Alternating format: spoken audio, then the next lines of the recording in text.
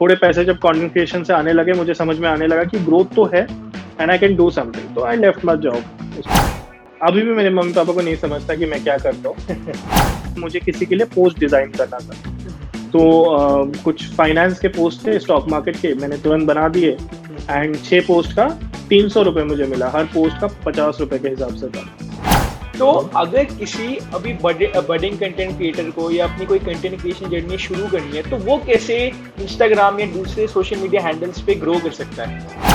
मुझे बहुत सारी अपॉर्चुनिटीज़ मिली हैं जब मैं लोगों के साथ मिला हूँ, हम लोग मीटअप के लिए गए हैं, हम लोगों से ऐसे मिलते हैं, कोई समिट होता है, कुछ होता है, कोई कॉन्फ्रेंस होता है, जब मैं मिलता हूँ उनसे, बातें करता हूँ, उनको लगता है ठीक है, ये अच्छा है। थोड़ी फेम आने लगी है, मम्मी को ले जाता हूँ कभी, कोई ब्रांड डील होता है तो मम्मी भी खुश हो जाती है।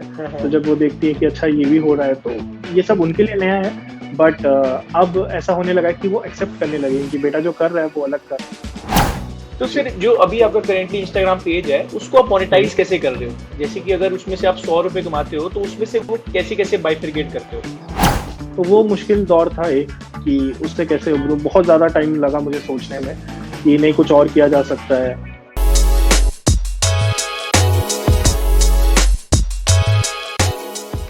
सो हेलो एवरीवन, आज हमारे साथ है कल्याण सर फ्रॉम मुंबई।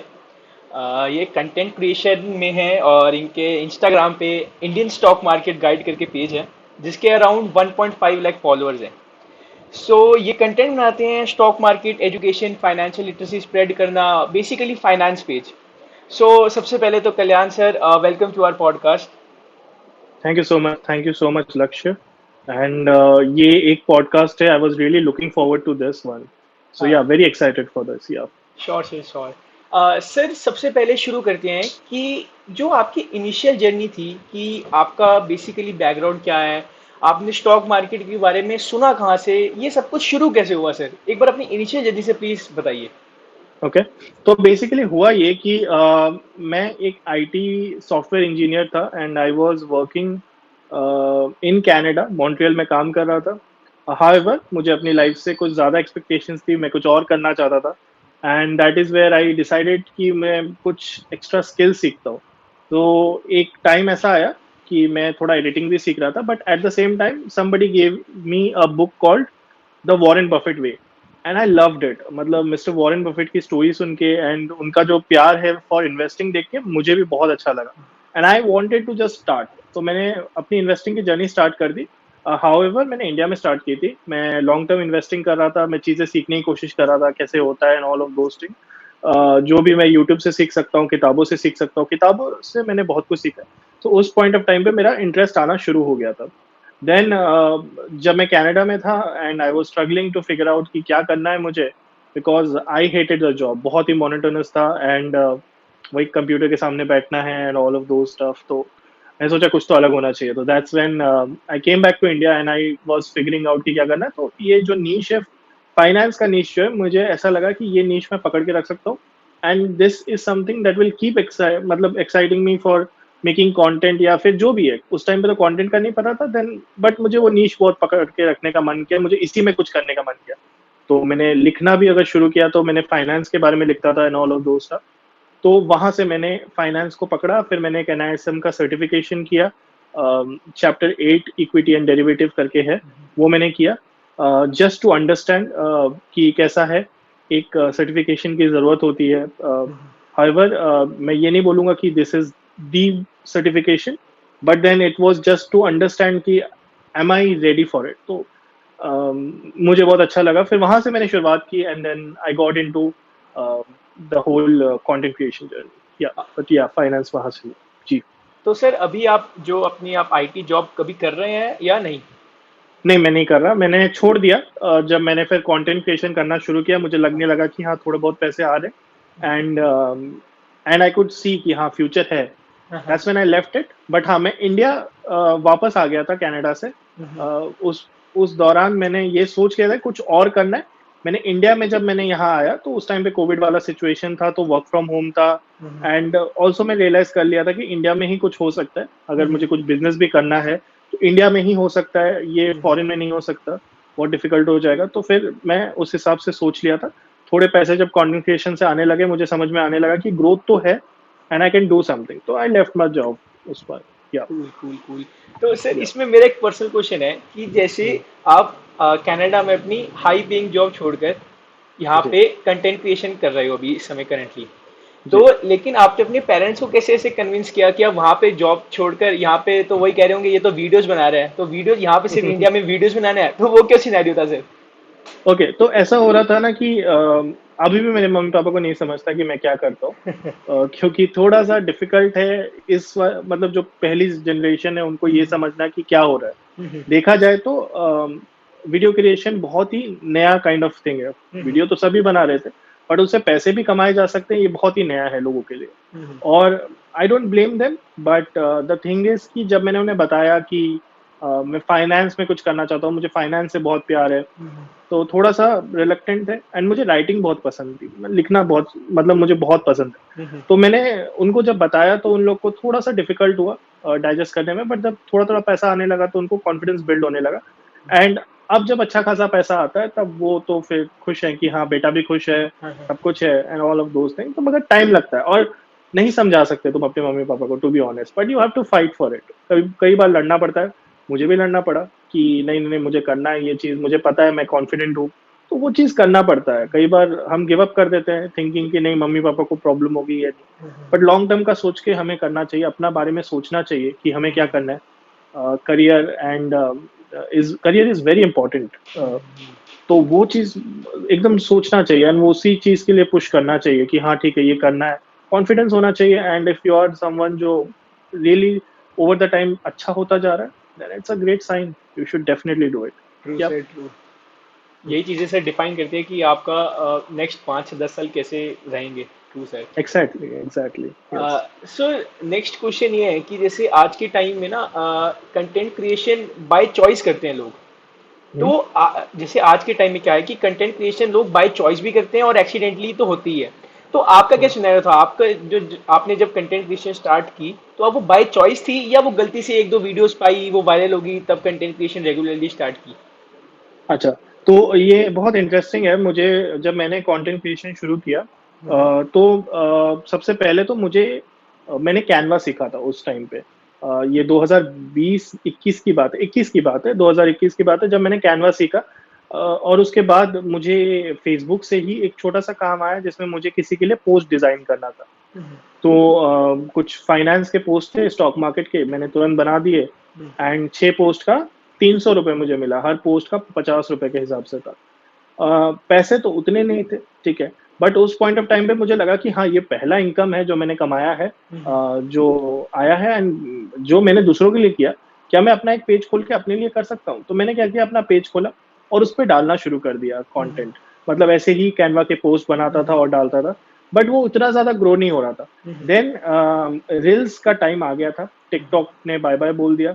टिकटॉक जाने के बाद रील्स का जब टाइम आ गया तो ऐसा हो गया कि बहुत ही मैं कैसे बोलूं, बट किसी ने ना, मेरे मेरे एक छोटे भाई ने मेरा फोन ले लिया और उसने ना इंस्टाग्राम का वीडियो ऑन कर दिया और वो रील वाला सेक्शन खुल गया और उसने बस ऐसे कुछ तो इधर उधर मोबाइल हिला दिया एंड वो एक रील बन गया.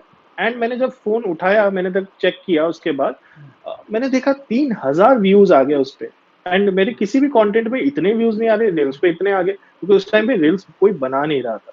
तो रील्स को बहुत अच्छा पुश मिल रहा था, बहुत ही अच्छा पुश मिल रहा था. तो मुझे लगा यार ये तो अच्छी चीज है, तो अब मैं क्या करूँ, मेरे को कॉन्फिडेंस ही नहीं है मैं खुद रील्स बना सकता हूँ. तो मैंने उस टाइम पे स्कैम 1992 बहुत चल रहा था, तो मैं उसके क्लिप्स उठाता था, उसको थोड़ा कन्वर्ट करके अपने पेज पे डालता था, तो वो बहुत अच्छा बूस्ट होता था. 30,000, 40,000, 50,000 व्यूज आते थे, बहुत अच्छा चल रहा था. फिर मुझे लगा कि नहीं, इसको मैं कुछ और कर सकता हूँ. दैट्स व्हेन आई अंडरस्टूड कि एक फेस तो चाहिए, और मैं इतना कॉन्फिडेंट नहीं था कि मैं फेस बन सकता हूँ. मुझे तो पता ही नहीं था कि कैमरा के सामने कैसे आना है, क्या करना है, कभी कुछ नहीं किया था. थोड़ा सा डर भी लग रहा था. उसी टाइम पे मैं गुंजन से मिला जो अपना कंटेंट बना रही थी, एंड मैं इंस्टाग्राम पे स्क्रॉल करते करते आई केम अक्रॉस हर पेज. तो फिर मैंने उन्हें अप्रोच किया कि आप वीडियोस बनाएंगे मेरे लिए, मैं आपको पे कर दूंगा उस हिसाब से. तो फिर she agreed to it. And उसके बाद क्या हुआ कि एक टाइम आया, कुछ टाइम के बाद मैंने बोला यार देखो मैं पैसे दे रहा हूँ मगर कुछ पैसे आ नहीं रहे. ठीक है, but trust me, if we get into this and हम दोनों साथ में मिलके वीडियोस बनाएंगे तो बहुत फायदा होगा। एंड जिस दिन भी पेमेंट आएगा, जिस दिन भी पैसे आएंगे, हम लोग अच्छे से उसको डिवाइड कर लेंगे, उस हिसाब से करेंगे। तो that was the plan and we did that and it worked in our favour, क्योंकि she has a great camera presence and I was the one जिसको लिखना बहुत पसंद है। तो स्क्रिप्ट लिखने से लेके आज भी मैं अपने स्क्रिप्ट्स खुद ही लिखता हूँ एंड हम दोनों ही एक्ट करते हैं। अब तो मैं भी एक्ट करने लगा हूँ, उस पॉइंट ऑफ टाइम पे सिर्फ गुंजन किया करती थी, तो काफी अच्छा बूस्ट मिला था पेज को उस टाइम पे। जी। Great sir, great. तो सर आपके अराउंड 1.5 लाख फॉलोअर्स हैं इंस्टाग्राम पे, और पर्टिकुलरली आपकी काफ़ी रील्स वायरल हुई हुई हैं। तो हम्म। अगर किसी अभी बडिंग कंटेंट क्रिएटर को या अपनी कोई कंटेंट क्रिएशन जर्नी शुरू करनी है, तो वो कैसे इंस्टाग्राम या दूसरे सोशल मीडिया हैंडल्स पे ग्रो कर सकता है? ओके, सबसे पहले तो मेरे 1.3 के मतलब 1,30,000 फॉलोअर है, 1.5 नहीं है, क्लारिटी, बट ठीक है। अभी अगर हो किसी जाएंगे को सर, हो शुरुआत, जाएंगे। हाँ हाँ, डेफिनेटली डेफिनेटली, अभी एक रील वायरल हो रहा है मेरा, हाँ हाँ। तो होपफुली। तो अगर किसी को शुरुआत करनी है तो अभी डिफिकल्ट हो गया है थोड़ा, हम्म। क्योंकि डिफिकल्ट इसलिए कहूंगा मैं कि इंस्टाग्राम पे बहुत कंटेंट क्रिएटर्स है, बहुत ज्यादा, और कॉमेडी कंटेंट को थोड़ा पुश ज्यादा मिलता है। तो कोई भी नया अगर कंटेंट बनाना शुरू करेगा, मैं मना नहीं कर रहा, बट देन थोड़ा डिफिकल्ट है, you have to understand that, तो उस लेवल पे आना पड़ेगा। क्योंकि अब लोगों को इतने अच्छे रील्स देखने की आदत हो गई है ना, कि बहुत मुश्किल कि उनके साथ कॉम्पीट करना। बट द पॉइंट इज आपको कंसिस्टेंटली बनाना पड़ेगा। तो अगर आपको सोशल मीडिया में स्टार्ट करना है, you should start with LinkedIn. LinkedIn बहुत अमेजिंग टूल है और बहुत अच्छा ग्रोथ मिलता है। आज भी बहुत कम क्रिएटर्स है लिंक्डइन पे, तो लिंक्डइन में स्टार्ट करना बहुत अच्छा चॉइस होगा किसी के लिए भी। ठीक है, तो लिंक्डइन पे कंटेंट बनाना शुरू करो, उसी लिंक्डइन कंटेंट को पार्ट्स में ब्रेक करो, छोटे छोटे थ्रेड्स बनाओ, जो ट्विटर पे डाले जा सकते हैं, राइट। उसके बाद आप ये कर सकते हो कि जब आपकी एक अच्छी खासी लॉयल ऑडियंस ग्रो हो जाती है लिंक्डइन और ट्विटर पे, आप अपने कंटेंट को इंस्टाग्राम पे भी लेके जा सकते हो। बट मैं आपको सजेस्ट करूंगा कि इंस्टाग्राम के वीडियोस भी बनाते रहो, जो आप रील्स बना रहे हो वो भी बनाओ, क्योंकि इट विल टेक टाइम। ऐसा नहीं होगा कि आप एक दिन सडनली उठते हो और बोलते हो कि नहीं, अब से मैं वीडियो कंटेंट बनाऊंगा, but that will not happen. आपको ये करते रहना होगा एंड इसी में आप बेटर होते रहोगे। तो जो वीडियो कंटेंट आपने इंस्टाग्राम के रील्स के लिए बनाया, वही आप फिर अपने यूट्यूब शॉर्ट्स के लिए भी बना सकते हो, मतलब यूट्यूब के लिए भी वही यूज कर सकते हो शॉर्ट्स के लिए। तो आइडेंटिफाई करना होगा आपको कि क्या मैं लॉन्ग फॉर्मेट बना सकता हूँ, या short format he something that I am really good at. तो व्हाट इज दैट? कई बार ऐसा होता है, कुछ कंटेंट क्रिएटर्स को मैंने देखा है जो लॉन्ग फॉर्मेट में बहुत अच्छे हैं, बट उनको शॉर्ट फॉर्मेट नहीं होता, वो नहीं पिक कर पाते। वहीं शॉर्ट फॉर्मेट वाले लॉन्ग फॉर्मेट में नहीं चल पाते। कुछ लोग हैं जो बहुत टैलेंटेड है, वो दोनों में टिक जाते हैं। तो आपको समझना पड़ेगा कि आप किस चीज में अच्छे हो, लॉन्ग या शॉर्ट। तो जो भी है, जो आपकी स्ट्रेंथ है, आपको उसे पकड़ना पड़ेगा। हाँ, मैं बोलूंगा कि लॉन्ग फॉर्मेट बहुत रिवॉर्डिंग है, बट स्टार्ट विथ शॉर्ट्स, कोई प्रॉब्लम नहीं है। शॉर्ट्स बनाने में भी बहुत टाइम लगते हैं। शॉर्ट फॉर्मेट के जो रील्स हैं, यूट्यूब के शॉर्ट्स हैं, बहुत अच्छे हैं, उसमें ट्राई कर लीजिए। तो यहाँ से आप शुरुआत कर सकते हैं, that's how you can begin. Sir आपको एक रील बनाने में आपको एक एवरेज टाइम कितना लगता है आज के दिन में? ओके, तो अभी हमारे पास तो एडिटिंग टीम है, तो हमारे लिए थोड़ा आसान हो जाता है एडिटिंग करवाना। बट एक स्क्रिप्ट लिखने में, उसके पीछे का रिसर्च के लिए भी, रिसर्च हमारे एक टीम भी है जो हमको रिसर्च करने में हेल्प करती है, उसके पीछे का फाइनेंस का जो भी है। तो आई वुड स्टिल से कि हमको तकरीबन 5 5 आवर्स, 5 to 6 आवर्स लग जाएंगे, क्योंकि और एडिटिंग का भी काम पकड़ के मैं बता रहा हूँ। हाँ, स्क्रिप्टिंग, एडिटिंग, शूटिंग, एवरीथिंग। तो ओके। अभी हमारा प्रोसेस काफी फास्ट हो गया, सीमलेस हो गया। तो 3 4 आवर्स भी हो सकता है, it depends a lot on the kind of research that it takes. Research में टाइम लगता है। फिर एडिटिंग जो होती है, उसकी भी एडिटिंग की क्वालिटी कैसी होने वाली है, उस पर भी डिपेंड करता है। तो ये सब चीज़ों पे डिपेंड करता है। बट देन हाँ, शॉर्ट्स बहुत इजीली 3 to 4 आवर्स आप बोल सकते हो, डिपेंड करता है। तो वो आप बोल सकते हो, या मतलब वो 30 से 60 सेकंड के बीच में शॉर्ट बनाने वाली शॉर्ट 3 से 4 घंटे की लेबर लगती है उसमें एक तरह से। जी जी जी, बिल्कुल बिल्कुल लगती है। तो जी। फिर जो अभी आपका करेंटली इंस्टाग्राम पेज है, उसको आप मोनेटाइज कैसे कर रहे हो? जैसे कि अगर उसमें से आप 100 रुपए कमाते हो, तो उसमें से वो कैसे कैसे बाइफरगेट करते हो ओके। आपकी इनकम जब स्ट्रीम्स? जी, तो अभी जब स्टार्ट किया था इंस्टाग्राम, तो मुझे समझ में नहीं आ रहा था कि पैसे कैसे कमाऊं। तो मेरे 30,000, 32,000 फॉलोअर्स हो गए, मुझे आज भी याद है, 32,400 के आसपास मेरे फॉलोअर्स हैं। और मुझे समझ में नहीं आ रहा कि पैसे कहाँ से आएंगे। और जब मैं ग्रो कर रहा था अपना इंस्टाग्राम पेज, मेरे 4,500 5,000 फॉलोअर थे, तब मुझे लगता था कि 10,000 जब इंस्टाग्राम पे होगा ना, इंस्टाग्राम आपको पैसा देना शुरू करेगा। तो ऐसा तो कुछ नहीं होने वाला कि पैसे आने वाले, इंस्टाग्राम कभी आपको कोई पैसे नहीं देने वाला। हम्म, तो आपको फिगर आउट करना पड़ेगा कि मैं कैसे पैसे बनाऊँ। अब लोग बहुत सारे हैं वहाँ पे, तो आप अपना कोर्सेज़ बेच सकते हो। तो मैंने क्या किया, 32,000 जब था, मैंने अपना कोर्सेज़ बनाया स्टॉक मार्केट के ऊपर। मैंने उसको अपने फॉलोअर्स को उसको ये किया कि हम्म, अपसेल किया। मैंने उनको हम्म, बताया कि ऐसा एक कोर्स है मेरा, अगर किसी को बिगिनर्स लेवल का स्टॉक मार्केट सीखना है तो आप सीख सकते हो। तो बहुत हम्म, अच्छा रिस्पॉन्स मिला। वहाँ से पहला सोर्स ऑफ इनकम जनरेट हो गया मेरे लिए। Hmm, second source of income of course, जब हमारी पॉपुलैरिटी बढ़ी तो ब्रांड डील्स अपने आप आने लगे। हम्म, एजेंसी हमारे पास रीच आउट की, काफ़ी हम्म, एजेंसीज़ के साथ हम काम करते हैं। हम्म, हम एक्सक्लूसिव भी हैं कुछ एजेंसी के साथ, एक एजेंसी के साथ एक्सक्लूसिव है। तो वहाँ से हमें काम मिलता रहता है। जो ब्रांड डील्स आते रहते हैं बड़ी-बड़ी कंपनीज़ के साथ, हमने ब्रांड डील किए। तो वो हो गया हमारा सेकंड सोर्स ऑफ इनकम, और वो काफ़ी अच्छा सोर्स ऑफ इनकम है क्योंकि अच्छा ब्रांड्स पैसे काफ़ी देती है। वो हो गया। उसके बाद I have started something in partner with agency. मैं लोगों के लिंक्डइन प्रोफाइल ग्रो करने में भी उनकी हेल्प करता हूँ, तो हम वो भी करते हैं। तो ये मेरा थर्ड सोर्स ऑफ इनकम है। तो ऐसे मेरे ये 3, और उसके बाद मैं ट्रेडिंग भी करता हूँ, एंड मैं लॉन्ग टर्म इन्वेस्टर भी हूँ। तो ये सब मेरे सोर्सेस है इनकम। ट्रेडिंग मैंने बहुत रिसेंटली स्टार्ट की है, but still these are my income sources. Yes. Okay. Trading मतलब एफ एंड ओ वगैरह में या सिर्फ इक्विटी में? मैं पोजिशनल ट्रेडिंग करता हूँ, जो आप बोलेंगे 3-4 महीने के लिए जो होल्ड हम्म, करता है एंड ऑल दैट। तो मैं थोड़ा सेफ प्ले करता हूँ। मुझे लगता है इंट्राडे बहुत रिस्की हो जाता है। मैं अवॉइड ही करता हूँ क्योंकि मेरी लॉन्ग टर्म मेंटालिटी वाली थिंकिंग है कि मैं लॉन्ग टर्म के हिसाब से ही सोचता हूँ। तो ट्रेडिंग में भी मैं सबसे सेफेस्ट काइंड ऑफ ट्रेडिंग पकड़ता हूँ। पोजिशनल ट्रेडिंग ले लो, वो सबसे सेफ है। उस हिसाब से मैं पकड़ के उसको ये करता हूँ जी। सबसे बढ़िया बात यह है कि आपको पता है कि आपको क्या करना है, तो सबसे बेस्ट चीज ही वही है, क्योंकि जी जी बहुत लोगों को यही नहीं पता होता तो उनको करना क्या है। वो कभी इंट्राडे कर रहे हैं, कभी स्विंग कर रहे हैं, कभी पोजिशनल कर रहे हैं। ग्रेट सर, जी ग्रेट। जी सर, एक क्वेश्चन सर, आपका सर जी। अभी तक लाइफ में कोई बहुत मोटिवेटिंग या गूज बम्स वाला मोमेंट रहा है अभी तक, कि जिसको ऐसे सुनते हो तो आपको बहुत ज्यादा गूज बम्स आ जाते हैं जब उस मोमेंट को आप याद करते हो, तो वो आप शेयर करना चाहो तो?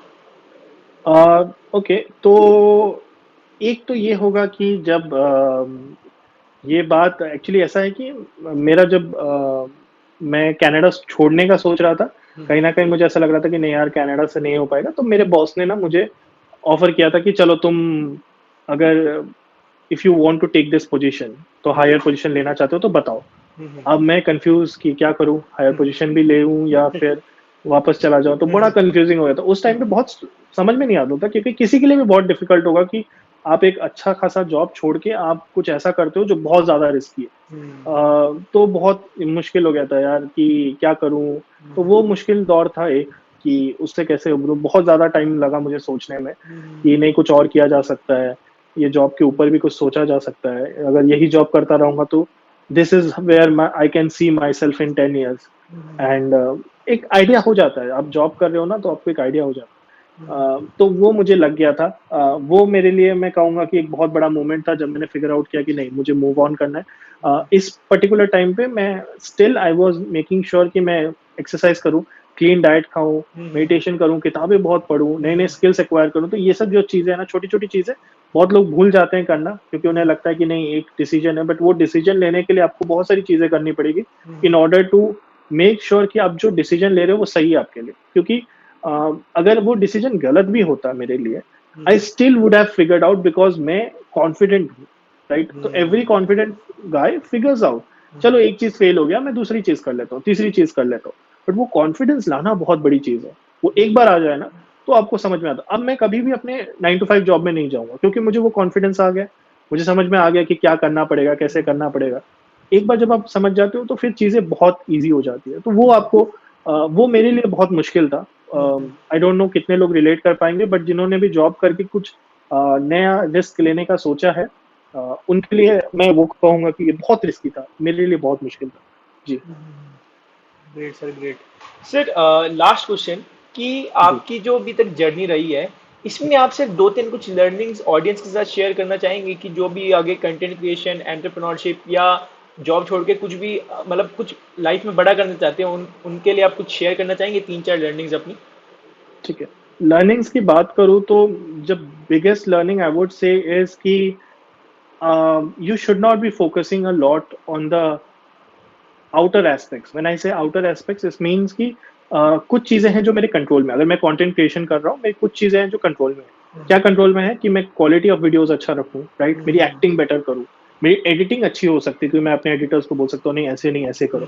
मेरी स्क्रिप्ट राइटिंग अच्छी हो सकती है, मेरी रिसर्च अच्छी हो सकती है, ये सब मेरे हाथों में। क्या मेरे हाथों में नहीं है, वो है कि कितने लाइक्स आएँगे, कितने व्यूज़ आएँगे, एल्गोरिदम किस हिसाब से चेंज हो रहा है, ये सब चीज़ें मेरे हाथ में नहीं है। बहुत लोग डिस्करेज हो जाते हैं, जब उन्हें नंबर्स नहीं दिखते, राइट? कई बार ऐसा होता है इंस्टाग्राम पे नया अकाउंट खोलो, तो इंस्टाग्राम बहुत पुश करता है। आपको पहली दूसरी रील्स में बहुत अच्छे नंबर्स मिल जाते हैं। आप खुश, आपको लगता है कि वाह! ये तो मैं वापस कर सकता हूँ। और जब आप वापस करते हो, उतनी ही अच्छी क्वालिटी ऑफ वीडियो बनाते हो, उससे अच्छा भी बनाते हो, तब भी इंस्टाग्राम पुश नहीं करता। तब आप सोचते रहते हो, यार क्या हो गया? क्यों हो गया? मगर द थिंग इज़ कि इंस्टाग्राम एक ऐसी प्लेटफ़ॉर्म है जो आपको कंसिस्टेंसी पे रिवॉर्ड करता है। So does YouTube as well, so does LinkedIn as well, so does Twitter as well. क्योंकि वो चाहते हैं कि एक ऐसे इंसान को हम पुश करें जो कंसिस्टेंटली अपना कंटेंट बना रहा है। हम ऐसे इंसान को ज़्यादा पुश करना समझेंगे। हाँ, स्टार्टिंग में उनका खुद का सेल्फिशनेस होता है कि हम एक नए क्रिएटर को पुश करते हैं, सो दैट उसको कॉन्फिडेंस मिले और फिर उसके बाद वो कंटेंट बनाए। But what after that? एक बार उनको समझ जाए कि ठीक है, इसने बनाना शुरू कर दिया, तो अब हम सबको इक्वली ट्रीट करेंगे। अब इक्वली में कोई ऐसा होगा जिसको हम पुश करेंगे, वो वैसा बंदा होगा जो कंसिस्टेंटली बना रहा है, राइट? और कंसिस्टेंटली अच्छा भी बना रहा है क्योंकि क्वालिटी बढ़ती जा रही है। रील्स की क्वालिटी आप देखोगे बहुत अच्छी हो गई है। अब हर कोई बहुत अच्छा कंटेंट बना रहा है। तो ऐसे में स्टैंड आउट करना भी बहुत डिफिकल्ट है क्योंकि आप इंस्टाग्राम पे सिर्फ फाइनेंस कंटेंट क्रिएटर्स के साथ नहीं ये कर रहे हो। क्योंकि आप जब स्क्रॉल कर रहे हो तो आपको डांस भी मिल रहा है, आपको कॉमेडी भी मिल रही है। उस बीच में किसी का अटेंशन ग्रैब करके उसको फाइनेंस के बारे में बताना उतना ही डिफिकल्ट है। तो आपको अपनी नीश को बहुत अच्छे से समझना पड़ेगा। कुछ ऐसा लाना पड़ेगा जो लोगों को पता भी नहीं है, शायद वो सीक कर रहे हैं, राइट? बहुत डिफिकल्ट होता है because you are competing with everyone, every niche. उस बीच में आपको फिगर आउट करना है। तो या ये मैं कहूँगा कि ये वन ऑफ द लर्निंग है कि आप जो आपके हाथ में है उस चीज़ को पकड़ो और लोगों के साथ नेटवर्क करो, बहुत इम्पोर्टेंट है। बहुत सारे कंटेंट क्रिएटर्स अपने आप को इंट्रोवर्ट बुलाते हैं और बोलते हैं कि नहीं, शायद ये मेरे बस की बात नहीं है। ये नहीं होना चाहिए, बिल्कुल भी नहीं होना चाहिए, क्योंकि अगर आप इंट्रोवर्ट भी हो, आपको समझना पड़ेगा कि नेटवर्किंग बहुत इंपॉर्टेंट है। और इंट्रोवर्ट का डेफिनेशन ये बिल्कुल भी नहीं है कि आप किसी से बात ना करो, आप अपने में ही रहो, ठीक है? आपको लोगों से बात करना पड़ेगा क्योंकि बहुत सारी अपॉर्च्युनिटीज़ वैसे भी आती है। मुझे बहुत सारी अपॉर्च्युनिटीज़ मिली हैं जब मैं लोगों के साथ मिला हूँ, हम लोग मीटअप के लिए गए हैं, हम लोगों से ऐसे मिलते हैं, कोई समिट होता है, कुछ होता है, कोई कॉन्फ्रेंस होता है, जब मैं मिलता हूँ उनसे, बातें करता हूँ, उनको लगता है ठीक है, ये अच्छा है। कल को मैं मेरे पास कोई अपॉर्च्युनिटी आती है और the agency is also looking for someone other than me, तब मैं इसका नाम भी सजेस्ट कर सकता हूँ। तो बहुत ग्रोथ होता है उस हिसाब से भी नेटवर्किंग करना भी बहुत इंपॉर्टेंट है। किसी से मिलो, बहुत अच्छे से बातें करो, उनको इम्प्रेस करने की कोशिश करो, अपने स्किल्स इम्प्रेस करने की कोशिश करो, अपने आप को बेटर करने की कोशिश करो, तो ये सब प्रोसेस बहुत अच्छा रहता है और कॉन्फिडेंट रहो। कॉन्फिडेंस बहुत की है इस ज़ोन में क्योंकि आपको भी नहीं पता कि क्या होने वाला है। नेक्स्ट अगर 1 महीने में आपको अगर कुछ ब्रांड्स नहीं मिल रहे, तो फिर आप क्या करोगे? आपका मूव क्या होगा? तो ये सब आपको करना पड़ेगा। लुकिंग फॉर न्यू अपॉर्च्युनिटीज़ भी बहुत इम्पोर्टेंट है। क्रिप्टो के टाइम पे सबने क्रिप्टो पे कंटेंट बनाया, क्रिप्टो के मैंने भी इन्वेस्ट किया, थोड़ा-सा किया, मगर मैंने किया। मैंने समझने की कोशिश की क्रिप्टो क्या है। नहीं चला, इट्स ओके। वापस से बुल रन आएगा क्रिप्टो में तो वापस से मैं समझने की कोशिश करूँगा क्या हो रहा है, कैसे हो रहा है। बट इम्पोर्टेंट चीज़ ये है कि आप समझो कौन-सी ट्रेंड है, ट्रेंड को समझो और उसमें जाने की कोशिश करो, समझने की कोशिश करो। तो कुछ ना कुछ ऐसा ट्रेंड ज़रूर आएगा जहाँ पे आपको बहुत अच्छा ग्रोथ मिलेगा। पैसों वाइज़ भी अच्छा ग्रोथ मिलेगा, आपको फेम वाइज़ भी अच्छा ग्रोथ मिलेगा, तो आपको वो समझना पड़ेगा। तो कैच द ट्रेंड मैं बोलूँगा। ट्रेंड इज़ योर फ्रेंड, तो कैच द ट्रेंड। तो ये मैं लर्निंग्स कहूँगा अपनी। जी। समअप में इसको करूँ तो सबसे पहले कंसिस्टेंसी, हुँ। फिर दूसरा नेटवर्किंग, और तीसरा तीसरा होगा ट्रेंड को पकड़ना या ट्रेंड को फिर आप। पकड़ना। जी, ट्रू। जी, जी, ओके बिल्कुल। ओके, ग्रेट सर, ग्रेट जी। सर। जी। सर एक रैपिड फायर करें सर एंड में। जी, बिल्कुल, बिल्कुल, बिल्कुल। सर आपको मैं दो ऑप्शंस दूंगा, आपने जितना जल्दी हो सके उसमें से एक ऑप्शन चूज करना है, ठीक है जी, बिल्कुल, बिल्कुल। सर? इक्विटी या F and O? Equity, Bank Nifty और निफ्टी? निफ्टी, ऑप्शन बाइंग और option selling? Option buying, psychology और रिस्क मैनेजमेंट, आप किसको ज्यादा प्रेफरेंस देंगे? साइकोलॉजी। दोनों इम्पोर्टेंट है, बहुत इम्पोर्टेंट है but psychology. Psychology, okay great. हाँ। फेम और money? Money, money, okay. Real estate और स्टॉक्स? स्टॉक्स, ट्रेडिंग और investing? Investment, DIY investing, sir, do it yourself investing or using a financial advisor through mutual funds? I would say it depends a lot, but मेरे case में DIY होगा। But मैं फिर भी बोलूंगा कि mutual funds are amazing, and जिसको जिसको नहीं समझता investing, they should definitely go for this. Yeah so sir, last में सर, अब पेरेंट्स का क्या रिएक्शन है जब आपके 1.35 के फॉलोअर्स हैं? अब क्या रिएक्शन है उनका? तो अब तो उन्हें समझ में आ गया है। अब मैं बहुत सारी चीजें कर रहा हूँ। मैं आपकी तरह एक पॉडकास्ट भी रन करता हूँ मेरे ट्विटर पे। ओके। मेरी अच्छी खासी ऑडियंस है। कोर्सेज रन करता हूँ। थोड़ी फेम आने लगी है। मम्मी को ले जाता हूँ कभी, कोई ब्रांड डील होता है तो मम्मी भी खुश हो जाती है। तो जब वो देखती है कि अच्छा ये भी हो रहा है, तो ये सब उनके लिए नया है। बट अब ऐसा होने लगा है कि वो एक्सेप्ट करने लगे हैं कि बेटा जो कर रहा है वो अलग कर रहा है। तो अच्छा लगता है। अब कॉन्फिडेंस आने लगा है उन्हें, और वो मेरा कॉन्फिडेंस भी देख के उन्हें समझ में आने लगा है। कई जगह फीचर हो जाता हूँ मैगजीन में, कई जगह लोग बात करते हैं, जैसे आपके पॉडकास्ट में आपने मुझे चांस दिया, तो फिर ऐसी चीजें जो होती है तो लोगों का कॉन्फिडेंस बढ़ता है। एंड पैसे जब आते हैं, ऑफ कोर्स पैसे के अलावा अगर आपके पास पैसे नहीं आ रहे और ये सब आ रही है, तो फिर कोई मतलब नहीं है। तो पैसे आना जरूरी है। तो जब आप ये करते हो, पैसे आने लगते हैं, डेफिनेटली आपके पेरेंट्स भी आपसे एग्री करेंगे। तो या अब तो बहुत अच्छे हैं वो, अब बहुत खुश हो गए। जी। बहुत बहुत बट बढ़िया अभी भी सर। उन्हें मेरा काम नहीं समझता है। जी। बहुत बढ़िया सर, जी। बहुत बढ़िया, ग्रेट जी। Sir. So thank you so much Kalyan sir for coming to our जी। पॉडकास्ट। आई होप ऑडियंस को बहुत कुछ सीखने को मिला होगा और कुछ मोटिवेशन और उनके एस्पिरेशंस बड़ी होगी। और जैसे आपने कहा कि कॉन्फिडेंस और consistency is the main thing. तो आई होप इस पॉडकास्ट के बाद अगर कुछ लोगों की भी अगर कुछ कॉन्फिडेंस बढ़ता है तो ये हमारा पॉडकास्ट सफल होगा। सो थैंक यू जी। So much Kalyan sir for coming to our podcast. Thank you for the opportunity. Thank you Lakshya. Thank you. Thank you so much.